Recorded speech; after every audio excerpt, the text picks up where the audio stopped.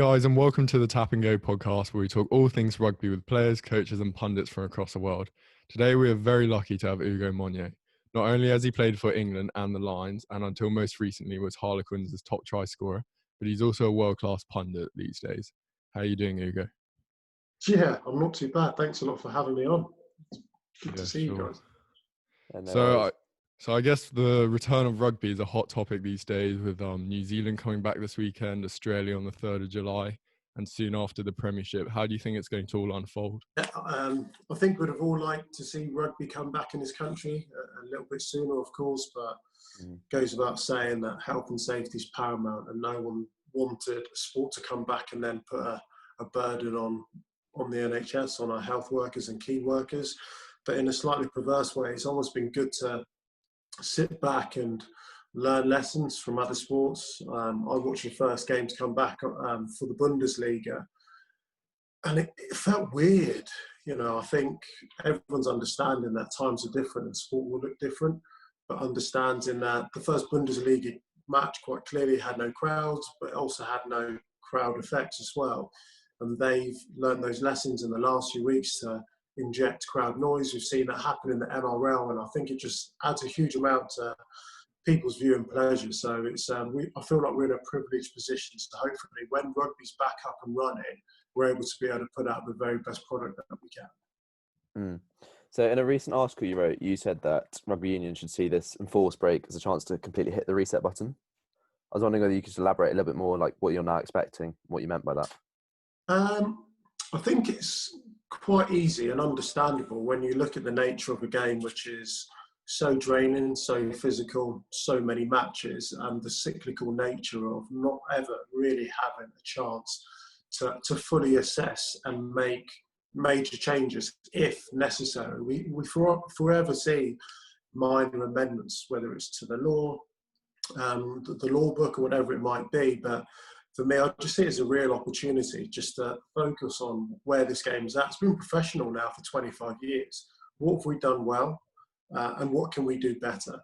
From a financial standpoint, the game's on its knees, as are many industries and businesses around the world, and rugby's no different. We don't have the financial clout or muscle which football does, and they're a sport which is still struggling. So we've seen plenty written about salary cap and salary cap recommendations. In fact, it was just this week that the salary cap's now been reduced to £6 million. So I think from a financial standpoint and a business element, that we can be better. But also from a player's perspective, and this has got nothing to do with the law book, I think we slightly got complacent and some behaviours which wouldn't align itself with rugby values start to creep into our game, whether it's back chat to the referee, whether it's goading players. And, you know, it's the game of rugby is a great game, but we can't forget the people at the heart of it, and it's the fans. And there was certain incidents and moments which were becoming far too frequent within our game, which wasn't making it as enjoyable to be able to watch. And I'm retired, I'm a fan now, as much as I'm a pundit. And I just thought those small behaviours crept into our game. So I'm glad, or I'm certainly hopeful that some of those things actually get eradicated. And then you can talk about the global calendar, which I'm pretty sure will come into play. I want to see more meaningful matches, and that's from an international point. Traditionally, we start the season 6 weeks of rugby, and all of a sudden we've got internationals, and you're like, why? Yeah. Why? It just happened because it just happened. I think what we're going to see going forward is a dedicated period within the calendar for the international game. And for me, that makes perfect sense, so that everyone feels like they're in the same boat. And instead of institutions, clubs and governing bodies being self-serving, I think it's an opportunity where we're actually looking as to how we can move forward for the betterment of the game, and not just for what might be good for England or Wales or New Zealand or South Africa. And that kind of collective, cohesive approach, I think, will certainly make our game a lot better and a lot stronger. Yep. With that international bit, do you mean sort of international fixtures or international club fixtures where Southern Hemisphere clubs play Northern Hemisphere clubs? International fixtures at the starting point. Yep. I wouldn't be surprised if we at some point see international club fixtures. I think there's I think there's a hunger for it. We see it in Super League, the World Club Championship, don't we? And it's massive. You know, you want to know who's the best club team in the world. You just do. It's, you know, there'll be loads of polls and podcasts and articles. If you could assimilate the best team in the world, imagine if the Crusaders of old played against Leinster, who would win? And they've forever been hypothetical questions. Well, wouldn't it be great if that was a reality? Mm. And I'm not advocating lumping on a load more fixtures into what's already congested calendar. And like I've already said, more meaningful fixtures. And if that means getting rid of certain competitions, the A-League, I just don't think it's a league which thrives. I'm talking about the second tier, it's the second team league that doesn't quite thrive. The LV Cup or the Anglo-Welsh Cup has never really thrived because you have an English league who are able to compete on 3 different competitions, but in Wales they don't have the same firepower. And when I watch matches, and I think it was Exeter against Ospreys a couple of seasons back, and they're getting whacked 50 odd points to 0 or 50 odd points to 7. Like, the one element of sport that I love is it being a competition. And a scoreline like that reflects there is no tension, there is no narrative, there is no competition. So get rid of those kind of games and let's bring in more meaningful matches. Yeah. Out of interest, who do you think would win between Crusaders and Leinster? Well, of course, I've got a slight unconscious bias because I spend most of my time watching European rugby. I think Leinster are a phenomenal side. I really do. There's lots of factors which would potentially determine the outcome. Where was it played? Where was the game played? If it was in the Northern Hemisphere in November, probably going to back Leinster all day. But then they have the ability in the summer months to be equally as good. But to answer your question, I'm going to say Leinster, but then I might be surprised when I watch Super Rugby next week. We'll be doing you a complete injustice if we didn't talk a little bit about your career since we've got you here. So one of the main things about you was that you played both 7s and 15s professionally. And so I was wondering whether you could give us a little bit of insight into sort of the differences that you have to adapt to playing between the 2 games. Obviously, they're very different. Yeah, I mean, can I quickly, how old are you two? 18. Both 18. 18. Brilliant. So I was age 19 playing on the World 7 Series. I was a year older than you guys. I just finished school, had a year in the Harlequins Academy. And all of a sudden you're getting on planes and you're turning left and you're like, hang on a minute. It's quite nice there, isn't it? You know, you're in business class traveling the world. First tournament was in Australia. So I think by the age of 21, I'd pretty much traveled the world playing rugby, which was like, whoa, this is insane. And I guess 7's back when I played, we used it, or the RFU used it as a pathway for success into the Premiership and then on to playing for England. So to be exposed to large stadiums, travelling, being part of the team was a steep learning curve, but it certainly accelerated my learning. But then kind of oscillating between 7s and 15s then became quite tricky in itself. You go from playing at the Hong Kong 7s in front of 40,000 people, scoring tries for fun, loads of space.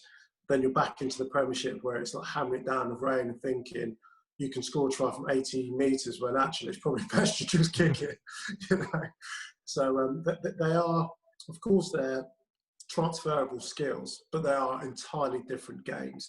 And I just wonder, because of the financial restrictions or constraints on the RFU, whether they go back to the model of using it as a pathway and giving younger guys an opportunity. But it was an unbelievable time in my career, which most definitely helped me develop the necessary skills I needed in 15s.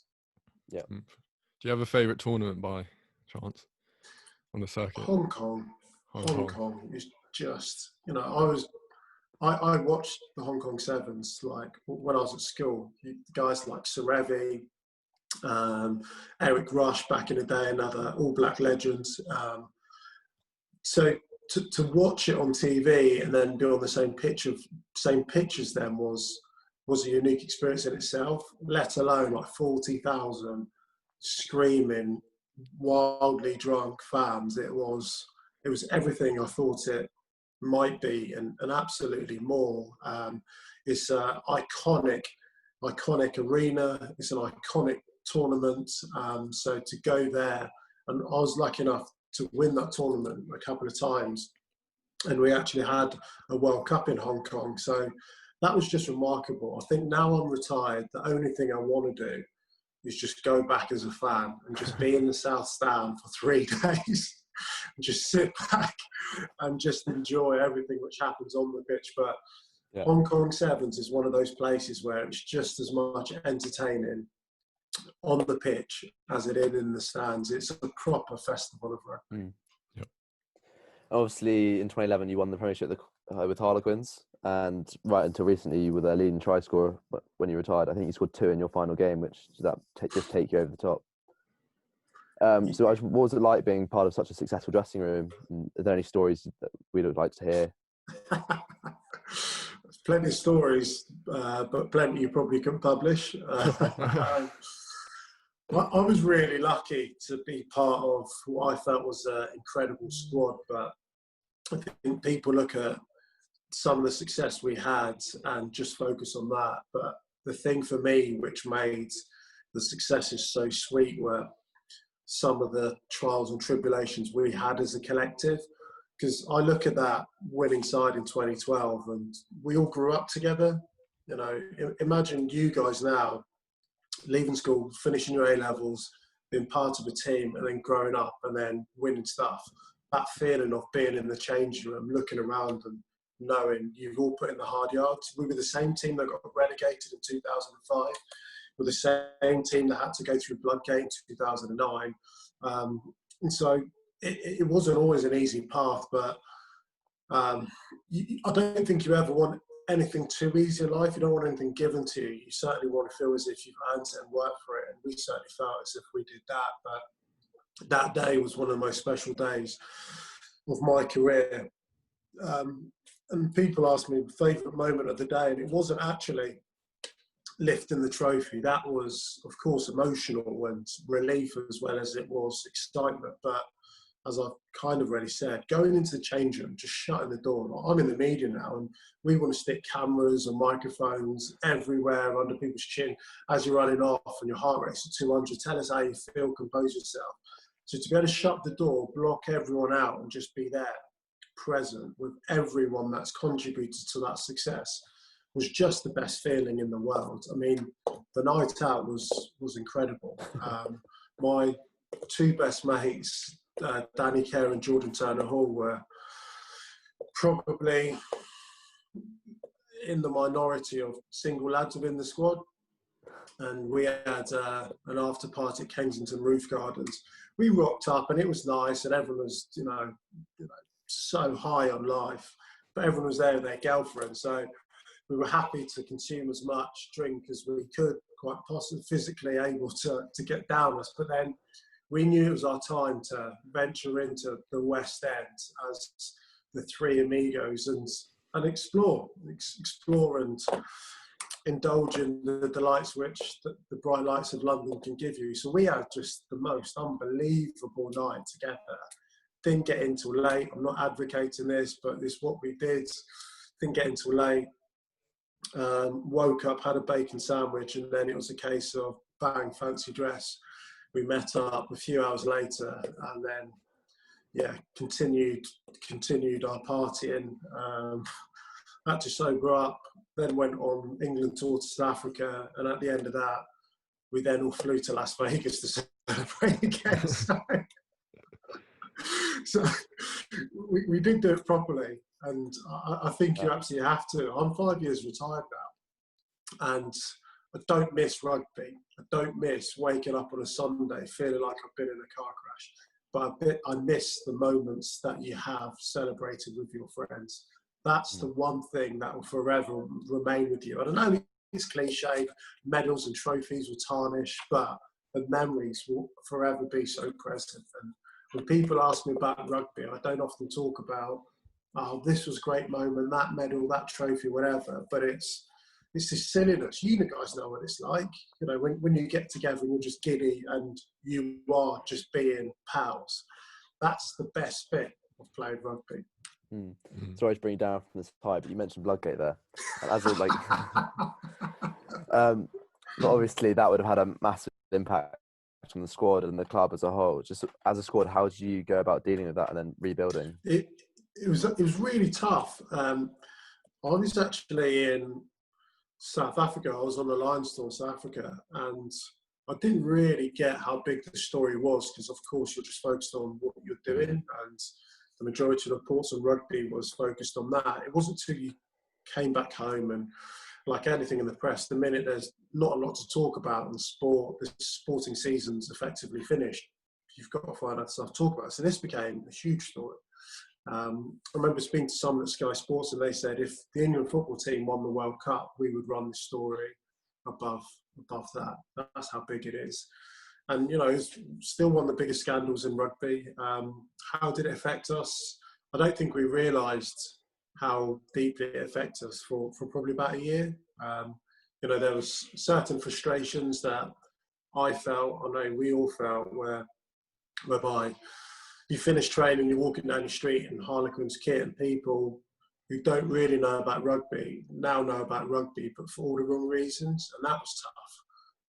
As a squad, we had to be really tight, you know, guys at the heart of it, because, you know, good men and women lost their jobs. People got made redundant. You know, it's heartbreaking, but, you know, you can't just sit and wallow and be defined by moments like that. You've got to use them as a way and a means to be able to prove people wrong and come back. And it will, of course, be a part of Harlequins' history. But I think in every moment where we've had setbacks, relegation I've already mentioned, we've used it as inspiration to step up and bring back some positivity to ourselves, to our fans, to the rugby community, to the game. And I think Harlequins certainly gone on to achieve that. Yeah. So I guess moving on to the Lions tour of 2009, you were part of the squad, played twice. What was that like? Best experience of my life, like best rugby experience of my life, like hands down. But, you know, I've only been on one Lions tour. You speak to like true legends of the game, and O'Driscoll, O'Connell, Ron O'Gara, Stephen Jones, Martin Williams, all those guys are like near 100 plus, if not more. And they've been on multiple Lions tours, and they'll forever say that was their favourite tour. It was also probably the last tour where social media didn't have an influence, and there wasn't a huge invasion into your day-to-day routines. We were lucky enough that we could do the things we wanted to do without people shoving camera phones in your face and journalists out there hunting for stories. We were part amateur and really enjoyed ourselves and spent a good time together, getting to know one another and have nights out and celebrating and mourning certain games. But then, you know, as a series, it was incredible. If you've not been to Africa, go. If you've not toured there, travel. Of course, we've got the Lions series next year, and that will just be the most phenomenal experience. It was a country that was enthralled in it, totally enveloped in it, but then also it's such a big missed opportunity as well. So there's a part of you which is like, oh, what could have been? Because I think the 09 Lions, so the 09 South African side was probably the greatest South African side they've had. They'd beaten, I think, New Zealand 3 times in the year. They were Tri-Nations champions. They were World Cup winners, and they were at home. So it was an incredible experience for myself.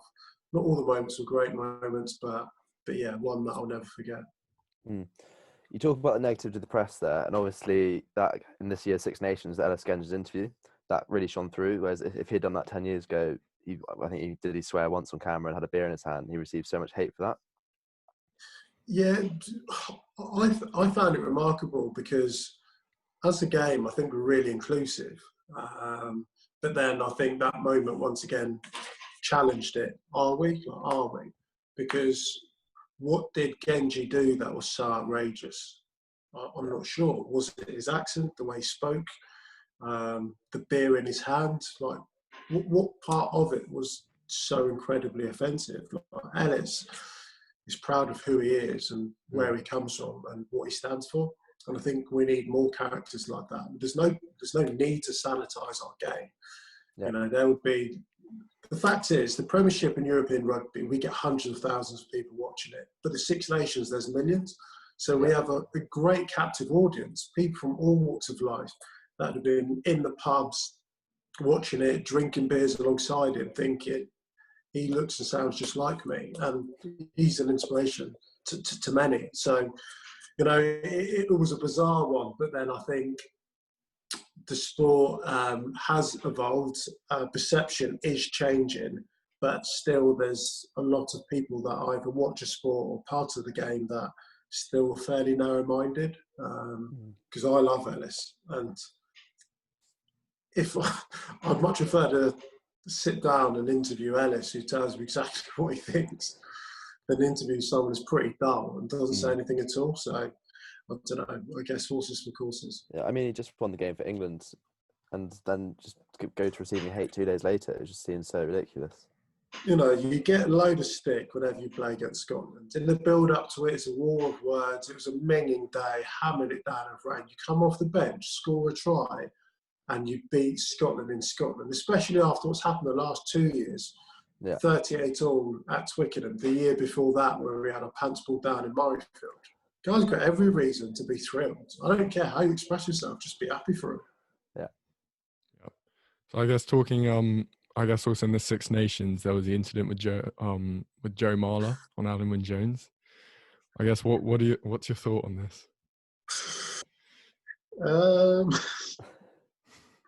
I love Joe. I love Joe. And it's tough because people that don't know Joe will just judge him on one incident, one moment. But with that, there's no real context. I'm not excusing what he did, but when you know someone, I think it's easier to be able to back someone. The incident, of course, no one's advocating and promoting it, and Joe put his hands up and, you know, he said he did wrong. And I guess I've probably answered it to a certain extent. You know, that kind of behaviour you don't want to really see in rugby if kids are watching, whatever like that. But I love Joe. I spoke to him about it. He said, I mean, he's been on tour with Alan Wynne-Jones. He was trying to have a bit of fun. He wasn't trying to incite a reaction or response. You know, he said in his own way, he was actually trying to diffuse a situation. And sometimes, you know, you can get it wrong. Sometimes you totally can get it wrong. And I think he puts his hand up to it. But knowing Joe, I'm happy to defend him. But then I also understand as to why people were frustrated and annoyed. But we live in an era now, especially in the social media world, where you have to be offended and you have to be outraged and enraged. And I totally get as to why some people would be. But then I've got a different side on Joe because I've known him since he was 15 years old. But do you think 10 weeks was too harsh punishment? I mean, it actually doesn't come to anything, but... Yeah, I know. World Rugby had to do something. They had to. They had to because it was a trial by social media, wasn't it? The minute you get loads of tweets and it becomes viral and Piers Morgan's talking about it on Good Morning Britain, then you've got to do something. You've got to do something. You know, it's and the other thing is, it's actually in the law book as well, which I've spoken to referees who actually weren't quite aware of it. So the moment you see it in the law book and the outrage from it, then something had to be done.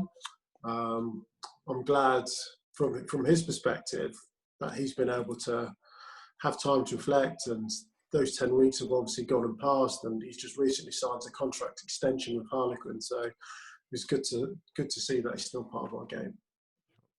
I guess a recent World Cup in Japan and England fell short in the finals. What do you think sort of stopped them from going all the way? I actually did some research on this because I think we got slightly blinded by how brilliant England were in New Zealand. It was one of the most complete performances I've seen of England almost forever. It was just incredible. New Zealand have been the best sporting team in the last decade, and I'm talking tiddlywinks, badminton, squash, football. They have been there. They've set the benchmark. I guess part of any game, any duel, is I think we forgot about. When I say we, I'm not talking about the players. I'm thinking the public forgot about South Africa to a certain extent. And I remember speaking to Sia Khaleesi about this, and he just told me that there was no way in his eyes he felt they were going to lose. They didn't spend a huge amount of time on the training pitch. And I think in sport nowadays, the one thing that can set teams apart is just your reason for being, like what you're playing for. And I felt their reason for wanting to win in terms of bringing hope to a nation, uniting a nation, is just an incredibly powerful force. Not saying that the England boys weren't motivated, but it's hard to compete with that reason. It's hard to compete with that cause. And you could see it, how it manifested itself in some of their defence. But also, you then look at England's route to the final. Had to beat Australia, had to beat New Zealand, had to beat South Africa. I think the last time England beat the Southern Hemisphere nations in back-to-back weekends was like 2004. It's a long time ago, 16 years ago. I think people underestimate how physically and emotionally draining it is to be able to pick yourself up for a game like Australia, down New Zealand, and then repeat it again. And that repeated efforts, it just is what makes a World Cup so unique, that you have to be your very best for 6-7 weeks and be able to repeat that level of performance. And they got caught short. Eddie said he could have made changes, and I don't think that's actually down to ability. I think that's down to the energy within the squad, just to try and freshen it up. And it was devastating. Of course, I'd have loved to have seen England win the World Cup. We all would have, but there's not many human beings in the world that aren't happy for what South Africa were able to achieve. And we've all seen the videos and pictures of them going home and Sia bringing hope to that nation. So I think we fully understand that sport can sometimes have a bigger meaning. And I think it was Nelson Mandela, sport has the ability to change and unite the world. And in that moment, that's exactly what they did. And obviously, just looking at the World Cup on a whole, you went out to Japan just before it started. And just how well did they do? Because from a fan's perspective back at home, it just looked unbelievable. Yeah, it was amazing. I was lucky enough. I was out there for about a month. And I've been to Japan a couple of times previously in the year, but it was a bit of a risk, I think, for World Rugby to go there. It was the first time Rugby World Cup's been held in Asia, but it's definitely going back. It's most definitely going back. Japan knows how to host a party, how to put on a tournament. They've had the Olympics, they've had the Football World Cup, so this was just going to be another challenge for them. But as a country in itself, one of the most unique, remarkable, humbling places I've ever been to. The people, and it's almost cliche whenever you go on holiday, what did you like about it? You're like, oh, it's the people. But genuinely, it was the people that made it. I think their mantra was, although we don't know rugby, we still love your sport, or some word to that effect. And that's exactly how it was demonstrated. Every game was sold out. Their behaviour was just impeccable. Every stadium at the end of a match was totally clean. I was at the game, Scotland against Japan, 24 hours after Super Typhoon. Yeah. And it was an emotional day, real emotional, because fair play, there's not many nations in the world that can put on a fixture after the deadliest typhoon they've seen in a quarter of a century, and they did. Japan obviously went and won the game, created history. I remember leaving the stadium, there was this huge queue, and I wondered what it was for. And you can imagine as a nation how emotionally charged they were. And the queue was for people queuing up to recycle the stuff they had in the stands. So whether it was burgers or whatever, polystyrene, whatever, they still had that calmness, coolness, and thought of mind and respect for their own community to queue up and put things in the bin. And that was a humbling moment. It might sound like a minor moment, but humbling. We've all been to football stadiums, rugby stadiums, you buy a burger, hot dog, whatever, chuck it on the floor because someone else will pick it up. for their respect for themselves and for how they're viewed as a nation, I just thought was truly remarkable. But yeah, just one of the most memorable Rugby World Cups I think the world's ever seen. Yeah, it's really impressive to see how the Japanese fans just got behind them, because I think that Scotland game, 52% of the population watched it. If you look at the top league crowds at the moment, they're all packed, especially when you compare it to, I guess, Super Rugby or something where it's a bit more empty. It's really impressive. Yeah, in terms of like ratings, and considering Japan aren't a rugby nation, had a look back at this, and I think it was a couple of years ago, England against Wales got like 10.8 million viewers. Well, whoa, smashing it. Go that Scotland-Japan game, I think 50 million people watched that match. 50 million people. Like, that's remarkable. Look at the population of England. Like, almost everyone's at home watching rugby.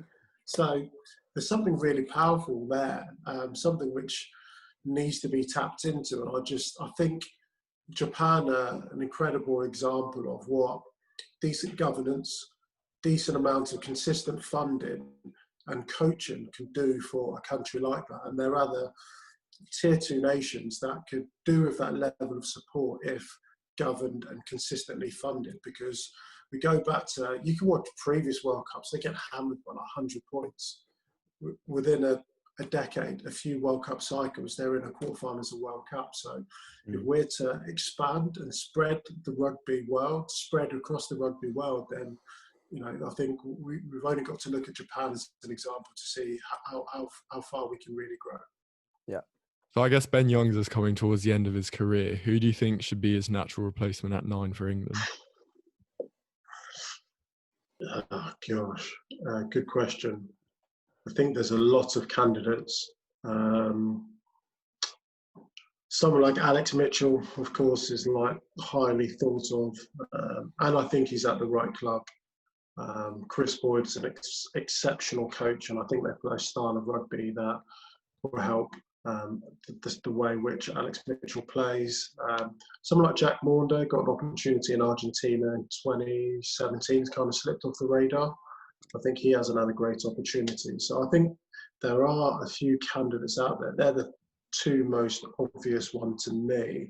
Dan Robson's another one. I think there's life still left in Danny Kerr, but if we're looking like long-term future, I think they're probably the two which are top of my list at the moment. But it'll be interesting to see as and when Eddie gives these guys an opportunity, because outside of Ben Youngs, Ben Spencer, sorry, how can I ignore Ben Spencer? He's just signed for Bath as well. He played in a World Cup final.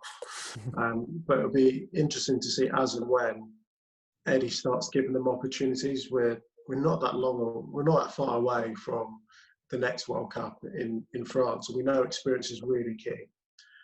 So it'll be good to see what his squad looks like come the Six Nations 2021. Who would you guys put in? Is there anyone I've not mentioned? No, I think you've named two who were definitely I was thinking towards. What about Ben Curry? Eddie Jones's wild thoughts. I think Steve Diamond was asked that question, and I don't think he considers Ben Curry as a number 9 at all. I think he's an exceptional back row player, but I just don't think we necessarily need to be pushing people that overtly out of their position to discover something which I think we have plenty of. And so looking forward to 2023, how good a chance do you think England do have? Because obviously likes of France are going to be insanely strong at home. South Africa's still a very young side. It's going to be an unbelievable cup. Yeah, the age profile of this England team is really exciting. But I'm looking, of course, we're looking at the next generation. I think we have a huge opportunity. Of course we do. And there is no excuse as to why we shouldn't. We've got the largest player pool in the world. We have an extremely strong Gallagher Premiership. I think it's the best league in the world. And yeah, I'm slightly biased on that. But yeah, I think we have a great opportunity. But France said they've been a sleeping giant for a long time. And you look at some of their superstars already. I mean, the large majority of their squad is like under 25, late 20s, coming together now. We've already seen the automatic impact that Sean Edwards has had on them, not just tactically, but psychologically. And they're starting to build some elements of consistency. If they can keep their discipline, they're a match for any team in the world. They just are. They got far too, I mean, their discipline during the Six Nations, poor yellow cards, red cards.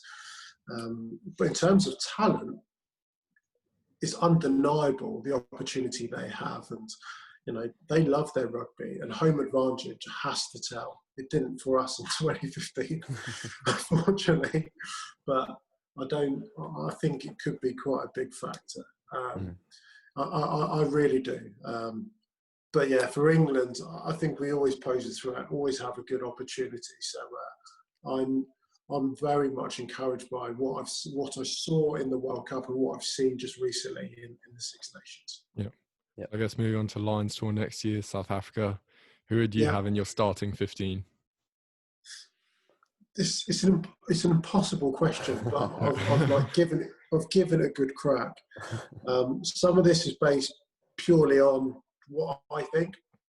I interviewed Warren Gatland in November, and I asked him to pick 5 players who he thinks would definitely be in the team. And of course, I haven't ignored those as well. So I've had a bit of guidance. But at 15, I'm struggling. Actually, I'll start with the forwards. We'll move on to the more exciting players. Rory Sutherland at Lucid. I think what the World Cup final showed us is that you have to have a good set piece, especially when you're playing away from home. South African rugby will always look like South African rugby. It's physical, it's dominant, and it starts a set piece. So I've gone for who I think's a fantastic technician. This is a winger talking about scrums, by the way, but there we are. So I've gone for Rory Sutherland at Lucid. Jamie George, just the best line-out technician, I think, probably in world rugby. I really do. He offers a huge amount. His experience in previous tour, I think, will put him in good stead. He's a fan favourite. Like Warren Gatland loves him as well. Carl Sinclair, I just think on his day, and he proved it in the World Cup, he's one of the best tight heads in the world, and was a massive loss in that final. 4 and 5, second row partnership that Europe wants to see: Maro Itoje and James Ryan. I just think you have all bases covered. Like 2 young, physical specimens with huge intellect and energy, as equally destructive in defence as that are massive operators in attack. So I think that partnership can compete against the very best in the world, and they're going to have to be that. At any point, let me know if you agree, disagree. So far, I think you hit the nail on the head. Yeah. Okay. Back row, slightly struggled here. I've got Tom Curry at 7. I'm just not even having a conversation about it. Like Tom Curry, nailed. At 6, I've got Aaron Wainwright or Jamie Ritchie. I think, speaking to Gats, he thinks he's got the potential to be one of the best players in the world and has severe X factor. And Jamie Ritchie, I'm just forever impressed with him. I think he's a phenomenal player. Thought he had a really good World Cup. And whenever I watch Scotland play, one of their most outstanding features of their game is their back row. I completely agree with those two, but we've seen how well Curry and Underhill work together. Do you not think those who know each other's game? Yeah, but then I kind of, and Tom Curry's game's developed massively in this last year, playing out of position at 8 in terms of what he does in attack. Okay. He isn't just a threat in defence anymore. I think he's exceptional.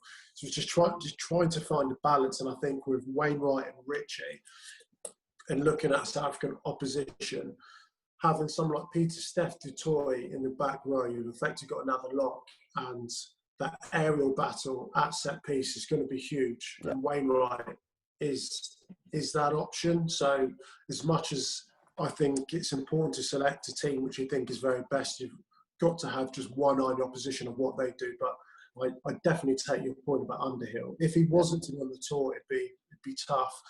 I've actually not mentioned Hamish Watson, and that song was really poor on my point because I think he's unbelievable talent. It's just where do you fit him in? If everyone's fit and on form, Billy Vanapola is my number 8, but he hasn't been fit and on form for a little while. So CJ Stander is my option. I think quite clearly someone that knows South African rugby pretty well, and just what he brings, his work rate, I think is just unbelievable. Who's your 8? I think Standard's hard to ignore given his form. He performs every Six Nations. He's up there with the man of the matches, and I can't say anyone. At 9, I've got Gareth Davies.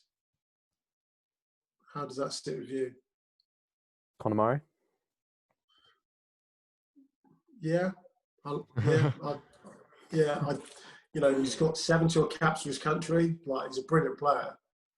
Huge amount of experience. I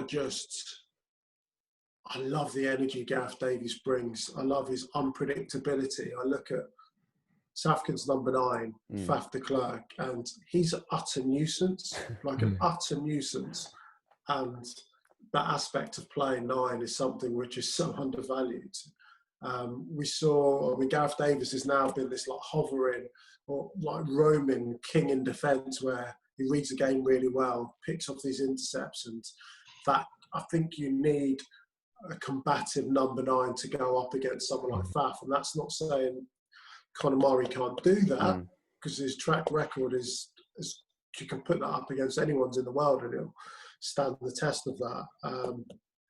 I can't ignore Conor Murray, but I've just gone for Gareth Davies just on his perhaps physical edge. The other reason I'd say that is it depends who you've got at 10, because if you're playing Sexton at 10 and Farrell at 12, then having Conor Murray at 9, there's obvious advantages. Yeah, agreed. So we'll get on to 10 and 12 in that case. And there will be discrepancies in this. So this is my starting team. Okay. And my starting backline won't finish this way for sure. I've got Owen Farrell as my 10. Thoughts? Yeah, I think probably most likely will be that in South Africa next year. Love to see Finn Russell though. Oh, mate, he's here in bold. Get on the pitch and just do your thing.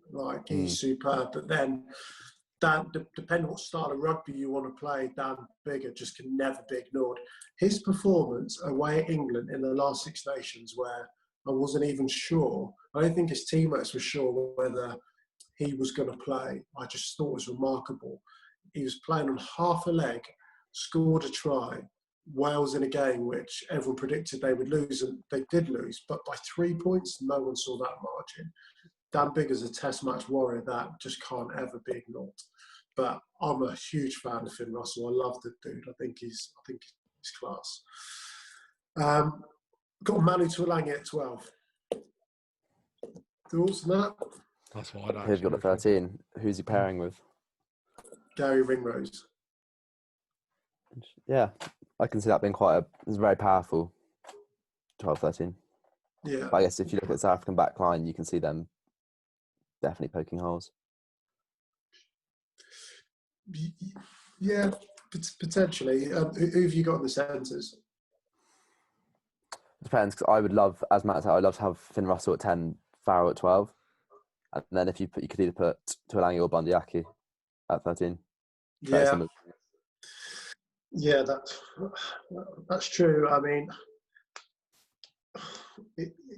it's hard. I mean, I've got 1, 2, 3, 4, 5 wingers to pick on 2 wings. I've got written down.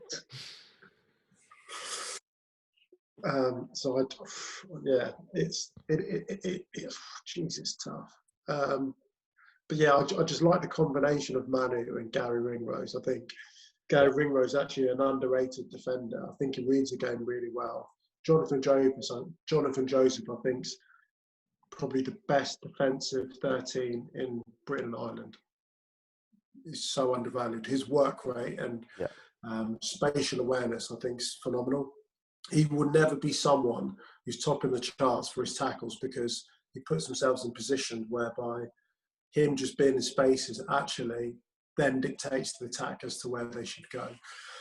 But yeah, I just quite like that. You know, you've got the obvious threats of Manu, and if Manu does what Manu does so well, then I want someone in that 13 channel to exploit space and time.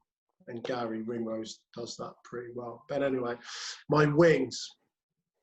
I've got nailed on the right wing, Johnny May. Fast track. He's probably got one of the most all-rounded games in World Rugby as a wing. I think he's brilliant. However, that means I have got 4 wings on the left wing. Got Anthony Watson, Elliot Daly, Josh Adams, and Stockdale.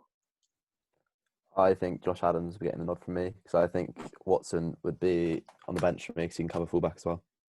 So then, see, of the 5 players I got Gats to pick, Anthony Watson was, I think, the first player he picked. Really? That's a surprise. That's really interesting. Yeah, that's what's so difficult. But then Elliot Daly at altitude, just knocking balls over from 60 metres. And we know how tight these test matches can be. Yeah. Hard to ignore. Josh Adams, the top try scorer at the last World Cup. Yeah. He might be the first player to be top try scorer in the Premiership at Junior World Cup and Senior Men's World Cup. Like, he scores tries. And Jacob Stockdale, we just know what he can do, but probably not shown his optimum form in the last year. So I don't know. Who have you got on the wings? I agree with May. I think Josh Adams. Yeah. Matt? All I know is just going to be a matchup with Cheslin Colby and Mapimpi on the other wings. Yeah. It's going to be so good. And then at fullback,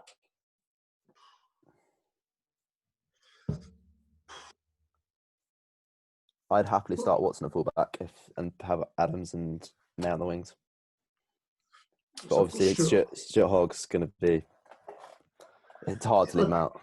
Yeah, I just think it's been really unfortunate. Could have had way more game time in New Zealand if not for that unfortunate injury. But then Liam Williams, hell of a player. Stacked with so many options. He's like hell of a player. You know, in terms of one of the best tries we've ever seen from the Lions, he was the catalyst. He instigated it. Yeah. Just broke a couple of ankles, counter-attack, and then Sean O'Brien scoring. Good luck, Warren. Yeah, if you think we've got 4 world-class 10s, and realistically it's only going to take 3, so someone's not even going to make the plane. What 3 would you have?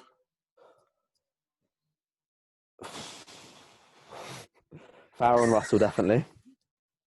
Okay. And then between Bigger or Sexton. I'd take Bigger. What about Ford? Oh, completely forgot about it. I think Ford's been the best England player in the last year. Yeah. I genuinely don't know. It's not my decision to make, luckily. It's nuts, isn't it? It's ridiculous. Same with the wings. Yeah. It's crazy. But then, isn't it great we can have this conversation? Yeah, it's better to have this than, is he good enough? Or is he good enough? Yeah, I think the health of Britain and Ireland is the fact that the starting team's just not obvious. In certain positions, I don't think there's going to be a debate, but you know, when you've got a load of players in brackets, and I'm mentioning and leaving out high-class players, that's a good place to be in. But that's what makes the British and Irish Lions so special. It is the most exclusive rugby club in the world, and it has to remain that. So, yeah, I've given you about 35 names, so I've not really answered this question. Ugo, thank you so much. That was amazing. Yeah, no problem it's at been all. Unbelievable. Really enjoyable. Yeah, especially that last bit. I really love that. And then can I just thank thank you from half me and Matt, and also from all our listeners. And can I thank all our listeners for tuning in again, and that we will see them all very soon. Thanks, guys. Nice one. Cheers. Take it easy, guys. Thanks a lot for having me. Come on!